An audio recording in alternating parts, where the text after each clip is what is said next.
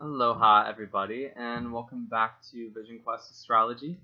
This is Kyle, and thank you for joining me yet again for the first time or the however many times you have watched my videos. You are awesome people. Without further ado, I'm going to get into a video I've been wanting to make for a long time, and this is a continuation of a series I started a while ago, which only has 2 videos out, so we've got 9 more to go after this, and that is Pluto through the houses for the Scorpio rising. If you're not a Scorpio rising and any other ascendant sign, this still can apply to you for Pluto through the houses. I am, however, trying to focus more on the Scorpio rising end of it for Pluto through the houses, as Pluto is a chart ruler for Scorpio rising, and its house placement is therefore very important. Here we go, drum roll. Pluto in the first house for the Scorpio rising. Conjunct the Ascendant, maybe not conjunct the Ascendant, I don't know, you tell me. You'll know more than I if you're watching this video, if you have it or not.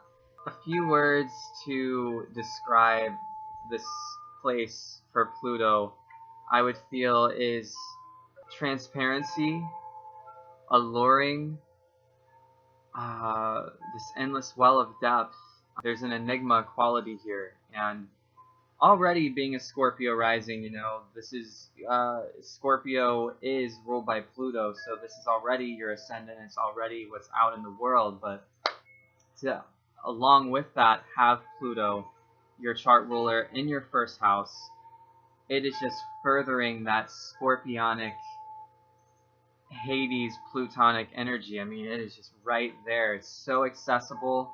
It's right at your use. And the thing that's so important about Pluto for the Scorpio rising is that this is your tools, this is your resource, this is your planet to look to as a Scorpio rising for your answers, for your power, for how your Scorpio rising is expressing itself in the world is really found where Pluto is at. And so for someone who, let's say, has Pluto in the 12th house, like myself, it sometimes is a little harder for them to access their Scorpio energy and to utilize it to their best potential, because it's what it's represented by, which is Pluto, is hidden away in the 12th. And planets that are in the 12th, you have to really dig sometimes to get to them. And once you do, then yeah, they're right there at your surplus, sure. But it can be difficult at first. The first house Pluto, though, for Scorpio Ascendant, it's like you don't gotta look anywhere to find it. It's like right there. It's right in your tool belt of life. You can just dip right in, and you've got what you need. This is a very assertive placement for Pluto. Whereas Mars is more of the warrior part of Scorpio and the combative side of Scorpio, Pluto, which sure has a little bit of that, is more of the darker and emotional sides of Scorpio. It's by going into the pits of hell that Pluto often represents that, the eagle is able to come out and transform and be the highest, most benevolent expression of Scorpio. And so having Pluto in the first house, this for you as the Scorpio rising individual, you're on this life path of constantly going into the depths and coming back out, going into the depths but coming out. But see, since any planet in your first house is really seen by the world, you go out into the public, and whoever you're interacting with, this is a part of you that is readily accessible and seen, visible. There's no hiding it. So with Pluto there, people are really, they kind of see your process of death and rebirth and your transformations you're constantly going through. Like for other people that might have Pluto in houses that are more watery or hidden, like the 4th house, the 8th house, the 12th, or whatever, it's going to be maybe a more behind the scenes process in their life. Your Pluto being in the first, everyone sees it. Sure, they already see your Scorpio rising. Yes, that part of you is obvious, but the transformative parts of your life that Pluto represents, and that whole process of regeneration and all of it, Everyone sees it. There's no hiding it from anybody, and you don't even really try to. Sure, a Scorpio's natural instinct is to be a little bit more hidden and has their own agenda, but with this placement, it's not really possible. It's not possible with Pluto in the first to really keep your agenda hidden. Now, there is this enigma that surrounds you, though. There is this constant mystery that's going to be in the way that you carry yourself, even if you don't realize it. The people are always wondering what's really going on with him or her, what's going on with this person. Like, I see what's going on with them out in front of me, but yet the answers they give me, it only gives me enough to want to know more.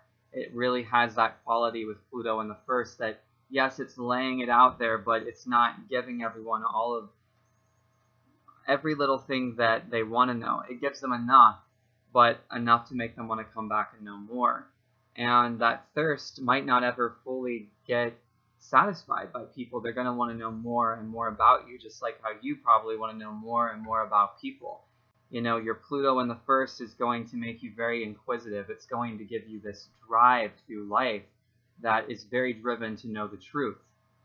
It's going to be very instinctual. It's going to know things before they happen. It's going to have this effect on you that is going to make you get to the bottom of everything, no matter how hard it is, no matter how devastating and catastrophic it is, no matter all the flaming hoops of fire you've got to jump through to get there.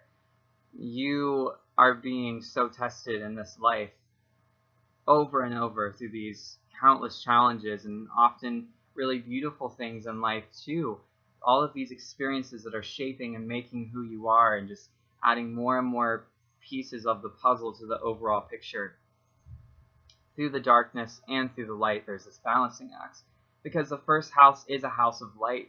The ascendant, being representative of Aries, it is fire, and so it is just this identity in the world to be who you are. And Pluto coming in here is going to be this constant balancing act of dark and light and darkness, and you're going to have to choose oftentimes which side are you going to be on. But when coming in the middle and finding this balance of the integration between the two is going to be the saving grace of you, because getting so swept in the darkness of Pluto, you go too far, sometimes you don't know how to come back, with Pluto right there at your disposal. But then other times you can be riding those waves and those highs that comes along with the transformation afterwards, that you just want to bask there forever and never go back to Hades. But Hades is right there with you, right on your life path point of the ascendant, so you can't escape it. You can't escape Hades here, because it's always right directly there,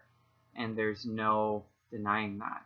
It's with you. It's a destiny stamp. As a Scorpio rising, I'm going to tell you something you already know. You're powerful. You're really powerful, and you have this life path that is really far more intense and just so intricate to that of the average person. And I don't say that to mean that not everybody has an incredibly beautiful and oftentimes challenging life path. We've all come here for different ones, but the Scorpio rising is gifted and oftentimes feels even cursed with this sense of heaviness, because there's a knowledge you've come here with. There's a empathic quality and a knowing that your life really has such a stamp of greatness on it. And Pluto here is magnifying that times 10, because it is your ruling planet, and your ruling planet is right here for you whenever you need it. So don't disregard it. Don't pretend it's not there, and don't let its overwhelming qualities keep you from tapping into it, because you need it. You need this well of endless potential that is right here for you to help you. It's not to destroy you. It's not to make your life shit and make you miserable, although it could feel that way at times. It's here to teach you. It's here to take you to Hades and to bring you back. You don't go to Hades to stay there forever. You go there for a detour. You go there for introspection and reflection and review, and for the death of your ego. And so that And not to get rid of your ego and destroy it, but to transform it and bring it back out into the light again and share that with the world, with your friends, with your family, and the work that you do, and the presence that is you when you go up to Walmart to buy something, when you go to the grocery store to get your groceries, all the mundane tasks, you're sharing this with everybody. And you're asking them, yes, come into my presence. I've gone there, and I've suffered and transformed it so you don't have to. And that's the work of a healer. That's the work of a shaman. That's the work and the way of a soul that said, yes, I'm going to go here. I'm going to go here for the benefit of myself and everyone around me, because that's who I am, and that's who I'm going to be. So yes, Scorpio risings and non-Scorpio risings, and whoever has watched this video, this is Pluto in the first house, and maybe conjunct the Ascendant for the Scorpio rising. Thank you so much for watching. This has been one that's a long time coming. Such an absolutely phenomenal placement. Please leave your comments and thoughts in the comments down below. I'd love to hear what y'all have to think.